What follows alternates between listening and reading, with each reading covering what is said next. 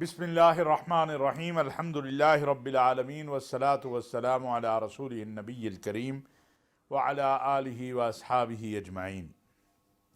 ناظرین و سامعین السلام علیکم ورحمۃ اللہ وبرکاتہ۔ ناظرین، وطن عزیز پاکستان اس وقت جن حالات میں ہے ان پہ گفتگو کرنا وقت کی ضرورت ہے۔ اگرچہ گزشتہ روز بھی میں جو سعودی عرب کا وزیر اعظم صاحب کا دورہ ہے اس میں بعض جو معاملات میں بہتری آئی ہے اور جس کا اعلان خود وزیر اعظم میاں شہباز شریف صاحب نے کیا ہے اس پہ بات کرنا چاہ رہا تھا، لیکن چونکہ ملک کے جو حالات ہیں اس پہ بات کرتے ہوئے وقت سارا ختم ہو گیا، تو کوشش کروں گا کہ آج آخر میں اس پہ بھی بات کروں۔ لیکن پہلے اس وقت عمران خان صاحب لاہور سے ایک لانگ مارچ لے کے نکلے ہوئے ہیں جو صبح 10-11 بجے شروع ہوتا ہے اور رات 9 بجے ختم ہو جاتا ہے۔ راستے بند، لوگ پریشان، کوئی پرسان حال نہیں۔ مطالبہ ہے کہ الیکشن کی تاریخ دی جائے۔ سوال یہ ہے کہ کیا الیکشن کی تاریخ جتھوں سے، دھرنوں سے، جلوسوں سے لی جائے گی یا مذاکرات کے ٹیبل پہ بیٹھ کے؟ پہلی بات تو یہ ہے کہ جب پاکستان کی عوام 5 سال کے لیے مینڈیٹ دیتی ہے ان اراکین اسمبلی کو جو اسمبلی میں بیٹھے ہوتے ہیں، تو پھر انہوں نے جو فیصلہ کیا اس پر ہی اعتماد کرنا چاہیے اور 5 سال اس کے مطابق گزارنے چاہیے، جن میں سے 3.5 سال یا 3.25 سال عمران خان صاحب نے گزار لیے، اور پھر اس کے بعد آپ کے علم میں ہے کہ عدم اعتماد آ گئی۔ اب وہ عدم اعتماد کیوں آئی؟ اس کا بنیادی سبب رویہ ہے، رویہ۔ آج بھی میں یہ بات کہتا ہوں کہ اگر عمران خان صاحب اور ان کے، بلکہ عمران خان صاحب سے بھی زیادہ ان کے ارد گرد 1 2 3 جو اصحاب تھے ان کا رویہ بہتر ہوتا تو ممکن ہے عدم اعتماد کامیاب نہ ہوتی۔ یہ حقیقت بات ہے کہ ممبران قومی اسمبلی ان کے ساتھ جو سلوک ہوتا تھا وہ انہوں نے اپنا غصے کا اظہار اس انداز میں کیا جو ہمارے سامنے ہے۔ امریکہ نے تبدیلی کروائی یا افریقہ نے کروائی، یا کہ یہ باتیں ہیں۔ اس طرح کے سائفر پاکستان کے وزارت خارجہ سے جاتے بھی رہتے ہیں، آتے بھی رہتے ہیں، پوری دنیا میں ایسا ہوتا ہے۔ ہاں، اس میں جو جملے قابل اعتراض تھے وہ آج بھی قابل اعتراض ہیں، اور یہی وجہ ہے کہ امریکی سفیر کو یا ناظم الامور کو بلا کے وزارت خارجہ میں اس پر احتجاج ریکارڈ کروایا گیا۔ لیکن ہم یہ دیکھتے ہیں کہ ایک تسلسل ہے۔ یہ نیوٹرل جانور ہوتا ہے سے شروع ہوا ہے، اور اب اداروں کے افسران کے نام لیے جا رہے ہیں اور ان کو نشانہ بنایا جا رہا ہے۔ ایسا کبھی ماضی میں کم ہوا ہے لیکن اس طرح نہیں ہوا۔ بالکل کوئی 1 کی مرتبہ یا 2 مرتبہ، لیکن اس طرح کی کمپین، بد زبانی اس طرح نہیں ہوئی۔ میں آپ سے عرض کروں کہ آج جو پاکستان محفوظ ہے اس میں پاکستانی قوم، پاکستان کی فوج کی قربانیوں کا نتیجہ ہے۔ وہ ISI جس پر تنقید کرنا بڑا آسان ہے کیونکہ وہ فرنٹ پہ آ کے اپنی بات نہیں کر سکتے، اس ISI کے جوان آج بھی نامعلوم کہاں کہاں قید ہوں گے، کہاں کہاں اپنی خدمات سر انجام دے رہے ہوں گے، کہاں کہاں اذیتیں سہ رہے ہوں گے۔ کس کے لیے؟ وطن عزیز پاکستان کے لیے۔ وہ کریڈٹ مانگنے نہیں آتے کہ ہم نے فلاں موقع پہ ملک کے اندر ہونے والی تباہی کو روکا تھا، اور جس کے نتیجے میں اگر وہ نہ روکتے تو کتنے ہزار، کتنے 100 لوگ مر جاتے۔ پاکستان کی معیشت پہ کیا اثر ہوتا، پاکستان کی معاشرت پہ کیا اثر ہوتا۔ وہ اپنا کام کرتے رہتے ہیں۔ افسوس کہ بغیر شواہد کے، میرا آج سوال ہے کہ کیا اعظم سواتی صاحب یا عمران خان صاحب یہ حلف دے سکتے ہیں قرآن پر کہ ان کو میجر جنرل فیصل نے یا بریگیڈیئر فہیم نے مارا ہے اعظم سواتی صاحب، یا ننگا کیا ہے، یا جو بھی وہ کہتے ہیں. خدا کا خوف کیجئے. کبھی آپ سپہ سالار کے پیچھے پڑ جاتے ہیں، کبھی آپ D G I S I نے کیا کہا ہے؟ اس نے حقائق قوم کے سامنے رکھے ہیں، اس نے سچ قوم کے سامنے رکھا ہے. کیا یہ حقیقت نہیں ہے کہ رات کی تنہائیوں میں آرمی چیف سے ملا جاتا ہے اور صبح جو ہے پھر ان کے خلاف باتیں کی جاتی ہے؟ کیا یہ حقیقت نہیں ہے کہ بہت سارے لوگ عدم اعتماد کی تحریک سے متصل منتظر تھے کہ جناب کیا حکم ہے ہمارے لیے، اور آرمی نے کہا، آئی ایس آئی نے کہا کہ ہمارا کوئی لینا دینا نہیں ہے، جو آپ کا دل کرے وہ. میں دعوے سے کہہ رہا ہوں، اور اگر ضرورت پڑی کسی وقت کوئی کمیشن بنا، کوئی بات ہوئی، وہاں یہ بتا بھی دوں گا کہ کون کون تھا جو بار بار دروازہ کھٹکھٹاتا تھا کہ ہمیں کچھ تو رہنمائی کر دیں، اور آگے سے جواب یہی تھا کہ ہمارا کوئی تعلق نہیں ہے، آپ جانیں، آپ کا کام جانیں. اگر تو آئی ایس آئی چیف کا اور آرمی چیف کا جرم یہ ہے کہ انہوں نے ہارس ٹریڈنگ کا حصہ نہیں بنے، انہوں نے توڑ پھوڑ نہیں کی، تو یہ تو انہوں نے آئین اور قانون کے مطابق جو ان کی ذمہ داری تھی اس کو ادا کیا ہے. آپ کہتے ہیں یہ آگے تو ملک کو یہ ہو گیا. کیا یہ باہر سے آئے ہیں یا پارلیمان سے آئے ہیں؟ اور اگر یہ پارلیمان سے آئے ہیں اور پارلیمان ان کو لے کر آئی ہے تو پھر آپ کو بھی پارلیمان لے کر آئی تھی. آپ کے لیے بھی جو کچھ ہوا تھا سب کو پتا ہے.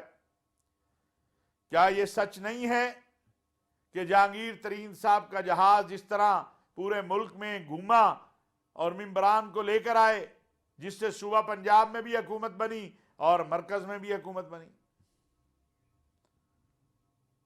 یعنی اگر وہ آپ کا ساتھ دیں تو بہت اچھے ہیں، اور اگر وہ یہ کہیں کہ بھائی نہ ہم آپ کے ساتھ ہیں نہ ہم ان کے ساتھ ہیں تو وہ بہت برے ہیں.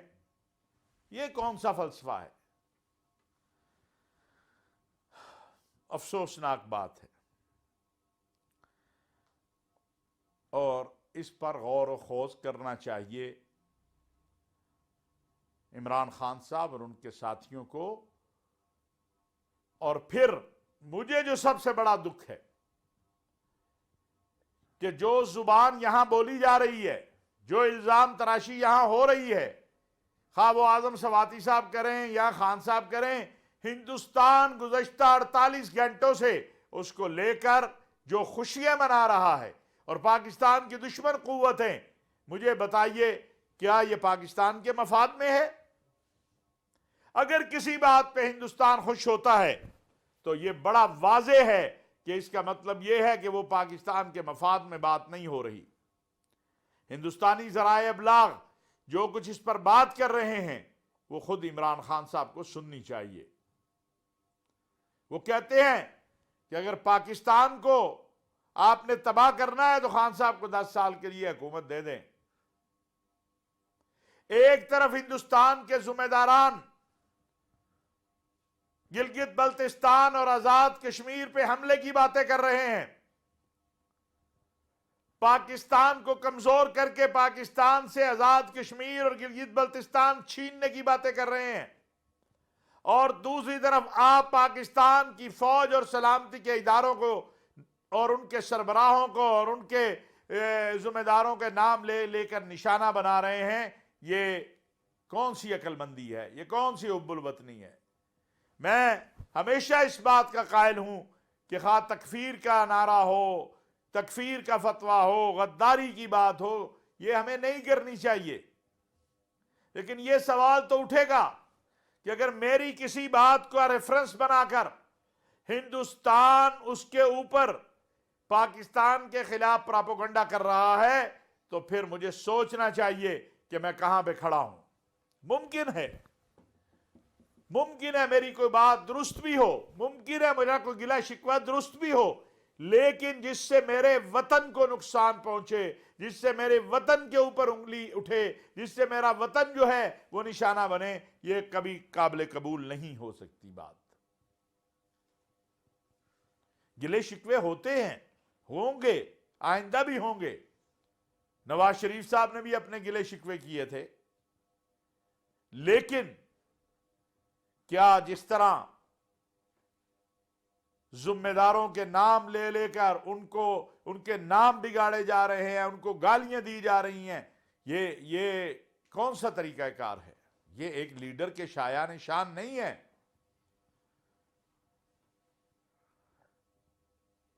سوشل میڈیا پہ جو آپ کے متعلق بات کرے یا آپ کی بات سے اتفاق نہ کرے، اس کا جو تماشا بنایا جاتا ہے اور جو اس کے ساتھ ہوتا ہے وہ سب کو پتہ ہے۔ ارشد شریف صاحب کے معاملے پہ آ جاتے ہیں۔ وہ شہید جس کو یہاں سے ڈرا دھمکا کر ایک پلاننگ کے تحت لگتا ہے بھیجا گیا، اگر ارشد شریف پاکستان میں رہتے کبھی قتل نہ ہوتے۔ ممکن ہے پرچہ تھا تو گرفتار ہو جاتے۔ عمران ریاض اور کئی لوگ گرفتاریاں ہوئی، پرچے ہوئی، یہی پھر رہے ہیں، کچھ نہیں ہوا، نہ کچھ ہونا چاہیے۔ اللہ تعالیٰ سب کو اپنے حفظ و امان میں رکھے۔ ارشد شریف کو کیوں بھیجا گیا کینیا؟ اور کینیا میں جو را کا نیٹ ورک ہے وہ سب کو پتا ہے۔ ارشد شریف کی شہادت سے ایک تیر سے کئی شکار کرنے کا منصوبہ بنایا گیا، اور دانستہ یا نادانستہ طور پر ہمارے کچھ لوگ اس کو لے کر آگے بڑھ رہے ہیں۔ ارشد شریف کے قتل سے پاکستان میں عدم استحکام، پاکستان کے اداروں کو مطعون بنانا، پاکستان کی فوج کے خلاف جو ہے مہم چلانا، یہی مقصود تھا اور یہی کیا جا رہا ہے۔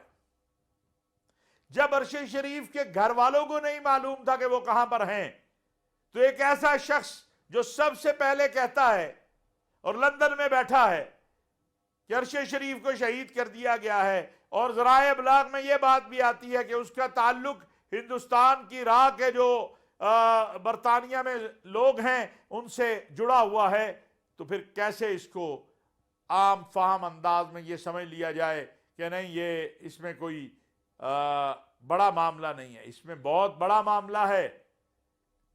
یہ ایک پلان ہے پاکستان کے اداروں اور پاکستان کی فوج کے خلاف، اور انشاءاللہ ہمیں اپنے اداروں پر اعتماد ہے کہ ایک دن وہ ضرور آئے گا جب ارشد شریف کے قاتل اور ان کے سہولت کار اور ان کے سرپرست قوم کے سامنے ہوں گے۔ میں سمجھتا ہوں کہ سب کو اس میں تعاون کرنا چاہیے۔ کچھ لوگ کہتے ہیں اقوام متحدہ کا کمیشن، کیوں پاکستان میں کوئی ایسا شخص نہیں، کوئی ایسا جج نہیں، کوئی ایسا افسر نہیں جس پر ہم اعتماد نہ کریں؟ ارشد شریف کی والدہ اور ان کے اہل خانہ کو مطمئن ہونا چاہیے، باقی کسی کی ضرورت نہیں ہے۔ ارشد شریف سے اختلاف ہو سکتا ہے، لیکن اس کا جو پاکستان کی فوج سے اور پاکستان کے اداروں سے پیار تھا، اور ان کا جو ارشد شریف سے پیار تھا، وہ نظر آتا ہے کہ چیف آف آرمی سٹاف کی طرف سے ان کی تدفین سے پہلے وہاں پر پھولوں کی چادر پہنچی ہوئی تھی، D G I S I اور باقی افسران۔ کیوں؟ ارشد شریف نے اس محاذ کے اوپر جب پاکستان کی فوج کو اور پاکستان کے اداروں کو نشانہ بنایا جاتا تھا، ارشد شریف نے کھڑے ہو کر ان حالات میں پاکستان کے اداروں اور پاکستان کی سلامتی اور پاکستان کی فوج کا دفاع کیا ہوا ہے۔ اب کچھ لوگ اس کی تصویر کو سیاست کے لیے استعمال کرنا چاہتے ہیں۔ پوری قوم کا غم ہے، پوری قوم کا شہید ہے ارشد شریف، اس کو ایک طبقہ، ایک جماعت اگر محدود کرنا چاہتی ہے تو ان کی سوچ پر کیا کہا جا سکتا ہے؟ انا للہ و انا الیہ راجعون ہی پڑھا جا سکتا ہے، اور کیا کیا جا سکتا ہے؟ بہرحال میں یہ سمجھتا ہوں کہ جو فیصل واڈا صاحب نے کہا، جو کل ایک کال رانا ثناء اللہ صاحب نے سنائی ہے، ان حالات میں احتیاط کی ضرورت ہے. خدا نخواستہ کوئی حادثہ نہ ہو، کسی کا خون نہ بہے. یہ عمران خان صاحب کی اور ان کی پارٹی کی بھی ذمہ داری ہے، حکومت پنجاب کی بھی ذمہ داری ہے، وفاقی حکومت کی بھی ذمہ داری ہے کہ ہر ممکن کوشش کریں جس سے یہ تصادم یا خدا نخواستہ اگر کوئی خونی کھیل کھیلنا چاہتا ہے تو وہ نہ کھیلا جا سکے. ناظرین، آپ نے دیکھا ہوگا کل کہ وزیر اعظم پاکستان میاں شہباز شریف صاحب نے بتایا کہ سعودی عرب کے ولی عہد امیر محمد بن سلمان نے ان کے حالیہ دورہ سعودی عرب کے دوران جہاں بہت سارے اقدامات جو ہیں کرنے کی مشاورت کی ہے، وہاں آئل ریفائنری جو ہے اس کے اوپر بھی بات کی ہے، جو کہ 2019-20 سے رکا ہوا معاملہ تھا. از سر نو جو ہے سمجھ لیں دوبارہ اس کے حوالے سے انہوں نے تو کہا پیسے بھی موجود ہیں، ہم چاہتے ہیں، اور وزیر اعظم صاحب نے ان کو جس طرح یقین دلایا، اس میں کوئی شک نہیں ہے کہ کل جو وزیر اعظم نے کہا ہے یہ عمران خان صاحب کے دور میں بھی تھا، پہلے بھی ہے. جو رکاوٹیں کھڑی ہوتی ہیں اور اگر کوئی ملک ہمارا دوست یہاں انویسٹمنٹ کرنا چاہے یہاں معاملہ، تو وہ اتنی کا فائلوں کا نظام ہے کہ الامان والحفیظ. بہرحال وزیر اعظم صاحب نے چونکہ اس حوالے سے فوری اقدامات اٹھائے اور انہوں نے بتایا بھی جیسے سعودی فنڈ کے حوالے سے ہے، باقی ہے، تو یہ ایک مستحسن بات ہے. پاکستان کو دراصل اس وقت ضرورت ہے کہ پاکستان معاشی طور پر مضبوط ہو، اور یہی عمران خان صاحب سے پہلے دن کہا تھا میاں شہباز شریف صاحب نے کہ آئیں ایک مساق معیشت کریں. آج وہ جائیں انتخابات کی بات کر رہے ہیں، انتخابی اصلاحات کی بات کر رہے ہیں، آرمی چیف لگانے کی بات کر رہے ہیں، وہاں وہ مساق معیشت کی بات کیوں نہیں کرتے؟ آئیں پہلے پاکستان کی معیشت کو مضبوط کریں. 1 سال رہ گیا، الیکشن ہو جائیں گے، پھر الیکشن ہوں، آپ ایسی اصلاحات کریں، ایسا سسٹم بنائیں جس میں کوئی دھاندلی نہ کر سکے، جو جیت جائے وہ آگے اقتدار سنبھال لے. لیکن اگر آپ بضد ہوں کہ میری ہی بات مانی جائے تو اس سے مسائل حل نہیں ہوں گے، اس سے اور مسائل گڑبڑ ہوں گے. آپ دیکھیے، اگر ہم بڑے ہی ادب سے گزارش کریں، ایف آئی اے، الیکشن کمیشن، سپریم کورٹ، پاک فوج، آئی ایس آئی، کوئی ادارہ ایسا رہ گیا ہے جس کے اوپر آپ نے تنقید اور جس کو آپ نے نشانہ نہ بنایا ہو؟ اب جبکہ ایک مرتبہ پوری دنیا پھر پاکستان کی طرف متوجہ ہے، وزیر اعظم صاحب چین بھی جا رہے ہیں، پھر مصر بھی جا رہے ہیں، سعودی عرب سے ہو کر آئے ہیں، یو این او سے ہو کر آئے ہیں، امریکہ، عرب ممالک سب ہماری طرف متوجہ ہیں، قطر، سعودی عرب کے ولی عہد انشاءاللہ جلد پاکستان آنے والے ہیں. ان حالات میں پاکستان کو مضبوط کرنے کے لیے اور پاکستان کی معیشت کو مضبوط کرنے کے لیے ملک کی سیاسی مذہبی قیادت کا ایک پلیٹ فارم پر بیٹھنا، ایک ٹیبل پر بیٹھنا بہت ضروری ہے. مذاکرات سے ہی مسائل حل ہوتے ہیں. ہمارا کل بھی یہ موقف تھا، آج بھی ہے، آئندہ بھی ہوگا کہ جتھوں سے، دھرنوں سے نہ تبدیلی آنی چاہیے اور نہ ہی تبدیلی آئے گی. وگرنہ جس کے پاس زیادہ افراد ہوں وہ آ جائے، قبضہ کرے اور اللہ اللہ خیر صلی اللہ. نہیں، یہ سلسلہ بند ہونا چاہیے، اس سلسلے کو ختم ہونا چاہیے. میری دعا ہے کہ اللہ رب العزت پاکستان کو ہر طرح کے شرور سے محفوظ رکھے اور اہل پاکستان کو ہر طرح کی آفات سے محفوظ رکھے، اور یہ جو موجودہ ہمارا سیاسی بحران ہے اس کا انجام اچھا ہو. اور جو اس وقت ہمارے لوگ بیچارے سیلاب کی وجہ سے پریشان ہیں، سردی کا موسم آ رہا ہے، ضرورت اس بات کی ہے کہ ہم سب مل کر ان کی مدد کرتے. ہم کن کاموں میں لگے ہوئے ہیں؟ افسوس کی بات ہے، رات کی تاریکیوں میں مذاکرات کی باتیں اور دن کے اجالوں میں اشتعال، یہ نہ کریں خدا کے لیے، اس سے نقصان کے علاوہ کچھ نہیں ہوگا. پاکستان انشاءاللہ قیامت کی صبح تک رہنا ہے. پاکستان کو کوئی نقصان نہیں پہنچا سکتا، نہ کوئی نقصان انشاءاللہ پاکستان کو پہنچے گا۔ دعا ہے کہ اللہ تبارک و تعالی جو کہا سنا اس پر عمل کی توفیق عطا فرمائے۔ وما علینا الا البلاغ المبین۔